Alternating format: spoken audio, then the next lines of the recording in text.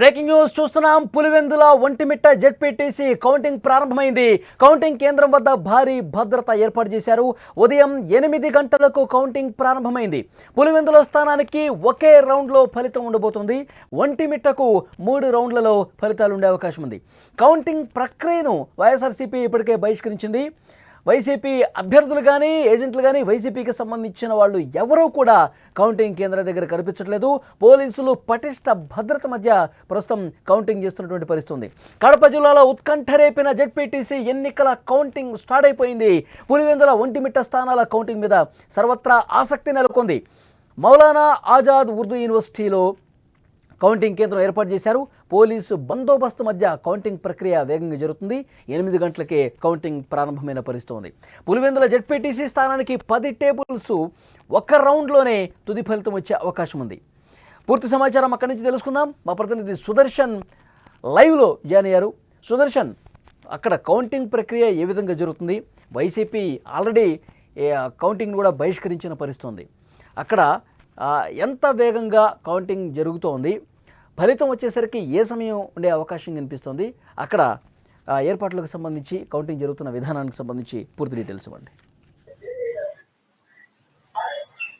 ఎంతో ఉత్కంఠభరితంగా సాగినటువంటి పులివెందుల ఒంటిమిట్ట జెడ్పీటీసీ స్థానాల ఉప ఎన్నికలకు సంబంధించిన ఫలితాలు నేడే వెలువడనున్నాయి. మరి కాసేపట్లోనే పులివెందులకు సంబంధించినటువంటి ఫలితం రాబోతుంది. ఈరోజు ఉదయం 8 గంటలకు కౌంటింగ్ ప్రారంభమైంది. లోపల కౌంటింగ్ జరుగుతూ ఉంది. కౌంటింగ్ కేంద్రంలో అధికారులు పోలీసుల భద్రత నడుమ ఈ కౌంటింగ్ ప్రక్రియ కొనసాగుతుంది. అయితే ఈ కౌంటింగ్ కు సంబంధించి పూర్తిగా వైసీపీ ఏజెంట్లు కానీ వైసీపీ అభ్యర్థి కానీ ఎవరూ రాలేదు. పూర్తిగా ఈ కౌంటింగ్ ప్రక్రియను వాళ్ళు బహిష్కరించారు. నిన్న జరిగినటువంటి రీపోలింగ్ ని బహిష్కరించిన నేపథ్యంలో కౌంటింగ్ ను కూడా బహిష్కరిస్తున్నామని వాళ్ళు చెప్పారు. కేవలము టీడీపీ అభ్యర్థితో పాటు మరికొంతమంది ఇండిపెండెంట్ అభ్యర్థులు అటెండ్ అయ్యారు కౌంటింగ్ కు. వాళ్ళ ఏజెంట్ల సమక్షంలోనే కౌంటింగ్ ప్రక్రియ సాగుతూ ఉంది. అయితే బ్యాలెట్ పేపర్ విధానంలో జరిగినటువంటి ఎన్నిక కాబట్టి ఎక్కువ టేబుల్స్ ను ఏర్పాటు చేశారు. తొందరగా ఫలితాన్ని ర్యాండమైజ్ చేయడం కోసం మొత్తం 10 టేబుల్స్ ను పులివెందుల జెడ్పీటీసీ స్థానానికి ఏర్పాటు చేశారు. ఒక్కొక్క టేబుల్లో 1000 ఓట్లను లెక్కించే విధంగా ఒక్క సింగిల్ రౌండ్ లోనే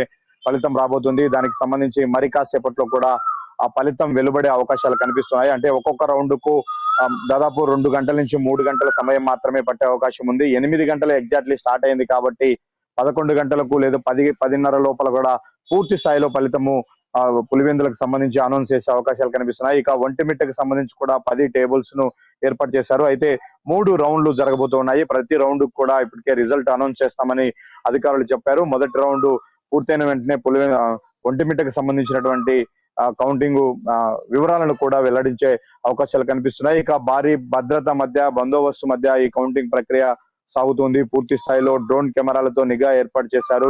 కడపలో ఉన్నటువంటి మౌలానా ఆజాద్ ఉర్దూ యూనివర్సిటీలో ఏర్పాటు చేసినటువంటి కౌంటింగ్ కేంద్రంలో జేసీ ఆ జిల్లా జాయింట్ కలెక్టర్ ఆధ్వర్యంలో ఈ కౌంటింగ్ ప్రక్రియ సాగుతోంది. ఇప్పటికే అన్ని పార్టీలకు సంబంధించినటువంటి ఏజెంట్లు ఎక్సెప్ట్ ఒక వైసీపీ తప్ప మిగిలిన వాళ్ళందరూ కూడా కౌంటింగ్ ప్రక్రియకు అటెండ్ అయ్యారు. అంటే పులివెందులది చాలా ఆసక్తికరంగా మారింది. పులివెందుల గడ్డ పైన 30 ఏళ్ల తర్వాత మరో పార్టీ విజయాన్ని అందుకోబోతుందా? అక్కడ పులివెందుల రిజల్ట్ ఎప్పుడు చూసినా కూడా వైఎస్ఆర్సీపీ అనే మనం వింటూ వచ్చాం. ఈసారి కొత్త పేరు వినిపించబోతుందా? అక్కడ ఇప్పుడు అధికారంలో ఉన్నటువంటి టీడీపీ పులివెందుల్లో గెలిచింది అనే అనౌన్స్మెంట్ రాబోతుందా అన్నది ఇప్పుడు ఉత్కంఠగా సాగుతూ ఉంది. అందరూ కూడా ఎంతో ఆసక్తిగా ఎదురు చూస్తూ ఉన్నారు. ఎందుకంటే గడిచిన 2 రోజుల క్రితం జరిగినటువంటి ఎన్నికల ప్రక్రియకు సంబంధించి టీడీపీ నేతలు పెద్ద హోప్స్ పెట్టుకుని ఉన్నారు. ప్రజలందరూ మా వైపే ఉన్నారు. ఎప్పుడు లేని విధంగా ప్రశాంత వాతావరణంలో పోలింగ్ జరిగింది కాబట్టి ప్రజలు గతంలో ఎప్పుడు ఓటు హక్కు వినియోగించుకోవడానికి కూడా ఇక్కడ నోచుకోలేదు. మాస్ రిగ్గింగ్ జరిగేది. అలాంటిది అందరికీ కూడా ఓటు హక్కు వినియోగించుకునే అవకాశం ఇప్పుడు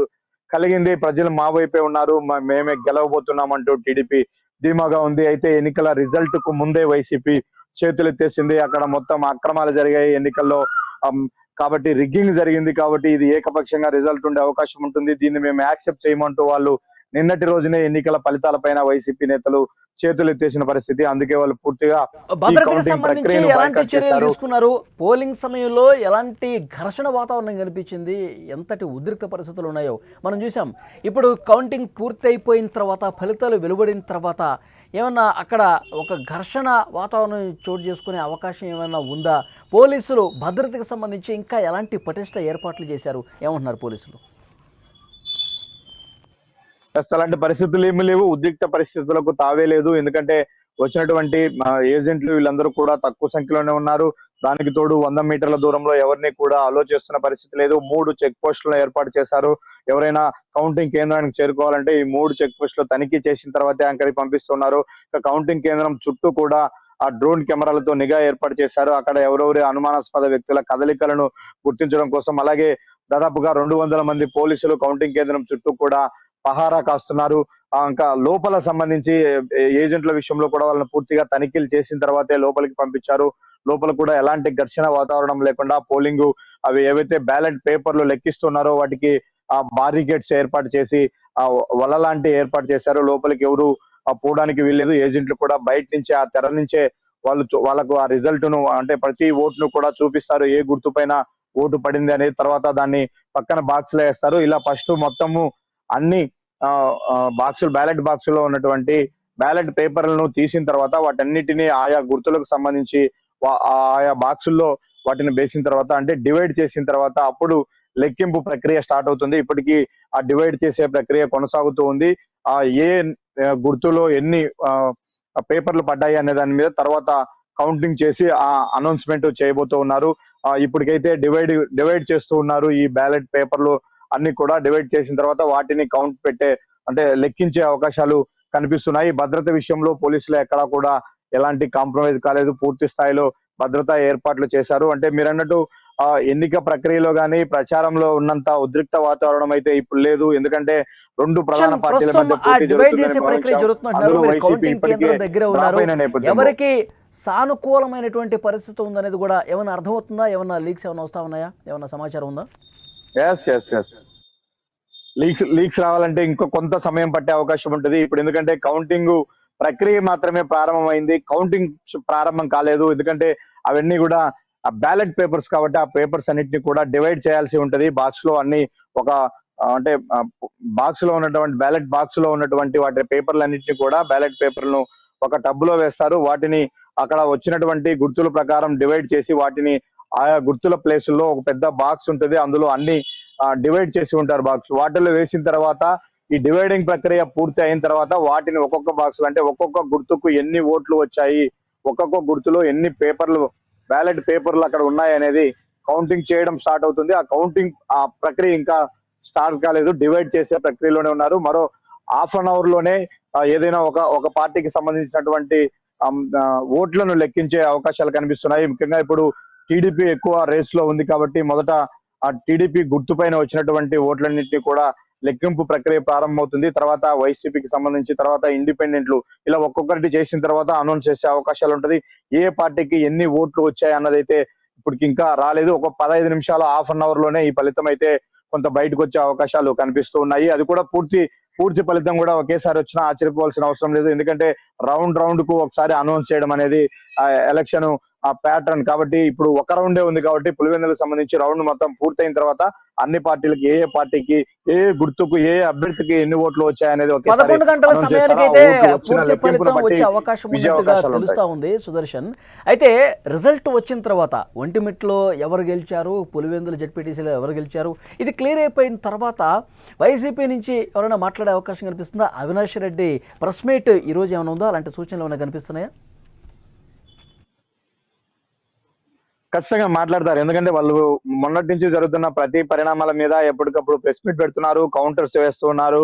అంటే జరిగిన అన్యాయాన్ని, జరిగిన తీరును చెప్పుకోవాలన్న ఉద్దేశంతో వాళ్ళు పదే మీడియా ముందుకు వచ్చి మాట్లాడుతున్న పరిస్థితి. నిన్న స్వయంగా వైసీపీ అధినేత జగన్మోహన్ రెడ్డి కూడా ఇద్దరు అభ్యర్థులను చెరో పక్క కూర్చోబెట్టుకొని ఆయన అక్కడ జరిగినటువంటి విధానాన్ని ఎక్స్ప్లెయిన్ చేసే ప్రయత్నం చేశారు. ఏ విధంగా రిగ్గింగ్ చేశారు, ఏ విధంగా దొంగ ఓటర్లు వచ్చి ఓటుకు వినియోగించుకున్నారు, పోలీసులు ఏ విధంగా తమ వాళ్ళని ఇబ్బంది పెట్టారనేటివి కూడా ఆ మొత్తం మీడియా ముఖంగా ఆయన చెప్పే ప్రయత్నం చేశారు. ఇప్పుడు వచ్చే రిజల్ట్ పైన కూడా ఖచ్చితంగా వాళ్ళ కామెంట్ ఉండబోతుంది. కాకపోతే అంతకన్నా ముందు టీడీపీ గెలిస్తే మాత్రం ఆ సంబరాల హోరులో వాళ్ళ కామెంట్స్ వినిపించే పరిస్థితి ఉండదు. ఎందుకంటే పులివెందుల గడ్డ పైన మొదటిసారి విజయం సాధిస్తాము అన్న ఒక ఉత్సాహంలో ఇప్పటి వరకు టీడీపీ వాళ్ళు ఉన్నారు. అది ఫైనల్ అయిపోతే మాత్రం, విజయం దక్కితే మాత్రం వాళ్ళు మరింత సంబరాలు చేసుకునే అవకాశం కనిపిస్తుంది. ఎందుకంటే మేము చరిత్రను తిరగ రాయబోతూ ఉన్నాము. 50 ఏళ్ల చరిత్ర అక్కడ వైఎస్ ఫ్యామిలీది. వాళ్ళు చెప్పిన వాళ్ళే గెలుస్తూ వచ్చారు. చాలా సార్లు ఇనానమస్ అయిన పరిస్థితి. అలాంటి ఏరియాలో శాంతియుతంగా ఎన్నికలు జరిపి అక్కడ టీడీపీ అఫిషియల్ గా గెలిచింది అంటే మాత్రం దాన్ని టీడీపీ పెద్ద ఎత్తున రాష్ట్ర వ్యాప్తంగా కూడా ప్రచారం చేసుకునే అవకాశాలు కూడా కనిపిస్తున్నాయి. సుదర్శన్, కౌంటింగ్ కి సంబంధించి మినిట్ టు మినిట్ అప్డేట్ కోసం మళ్ళీ ఒకసారి మిమ్మల్ని కాంటాక్ట్ అయ్యే ప్రయత్నం చేస్తాం. అదే ఓవరాల్గా కౌంటింగ్ అయితే వేగంగా జరుగుతోంది. మరొక గంటలో పిక్చర్ క్లియర్ అయిపోతుందన్న సమాచారం వస్తుంది. జెడ్పీటీసీ స్థానానికి 10 టేబుల్స్ ఏర్పాటు చేశారు. ఒక రౌండ్లో కౌంటింగ్ పూర్తయిపోతుంది. ఒంటిమిట్ట జెడ్పీటీసీ స్థానానికి కూడా 10 టేబుల్స్ ఏర్పాటు చేశారు. ఇక్కడ 3 రౌండ్లో ఫలితాలు వెల్లడైపోతే మరొక గంటన్నరలో పిక్చర్ మొత్తం కూడా రిజల్ట్ ఎవరి వైపు ఉన్నది కూడా క్లియర్గా అయిపోయే అవకాశం కనిపిస్తుంది. అక్కడ విజువల్స్లో మనం చూస్తున్నాం, పోలీసులు పటిష్ట బందోబస్తు మధ్య కౌంటింగ్ జరుగుతోంది. వైసీపీ మాత్రం పూర్తిగా దీన్ని బాయ్కాట్ చేసేసింది. పోలింగ్ సమయంలో కూడా వాళ్ళు బాయ్కాట్ చేశారు. కౌంటింగ్ను కూడా బాయ్కాట్ చేస్తాము, ఎవరు కూడా అటు వెళ్ళొద్దని చెప్పి చాలా స్పష్టంగా ఆదేశాలు ఉన్న నేపథ్యంలో వైసీపీ వాళ్ళు ఎవరూ కూడా అక్కడ కనిపించలేదు. తెలుగుదేశం పార్టీ అభ్యర్థులు, వాళ్ళ ఏజెంట్లు, అలాగే ఇండిపెండెంట్లకు సంబంధించినటువంటి వాళ్ళు మాత్రమే కౌంటింగ్ దగ్గర కనిపిస్తున్నారు. వైసీపీ జాడ మాత్రం లేదు. మరొక గంటలో మొత్తం పూర్తి ఫలితం వస్తున్నటువంటి నేపథ్యంలో ఫలితాలు ఏ విధంగా ఉండబోతున్నాయి? గత 30 సంవత్సరాలలో 3 దశాబ్దాలలో అక్కడ అన్ని ఏకగ్రీవాలే జరిగినాయి. ప్రస్తుతం మాత్రం ప్రజాస్వామ్య పద్ధతిలో అక్కడ పోలింగ్ జరిగింది. మొట్టమొదటిసారిగా అక్కడ చరిత్ర తిరగరాసినటువంటి పరిస్థితి ఉంది. కూటమి ప్రభుత్వం వల్లే అది జరిగింది. అక్కడ ఎన్నిక జరగాలి, పోలింగ్ జరగాలి. ఇలా ఏకగ్రీవాలు కరెక్ట్ కాదని చెప్పి తెలుగుదేశం పార్టీ మొదటి నుంచి వాదన వినిపిస్తోంది. అందులో భాగంగానే అక్కడ ఏకగ్రీవాలకు చెక్ పెట్టి మొట్టమొదటిసారిగా అక్కడ పోలింగ్ జరిగింది 3 దశాబ్దాల కాలంగా. మరి ఈ ఫలితం ఏ విధంగా ఉండబోతుంది? తెలుగుదేశం పార్టీ అభ్యర్థి గెలుపు బావట ఎగరవేస్తారా, చరిత్రను తిరగరాస్తారా, లేదంటే ఫలితం మారబోతుందా?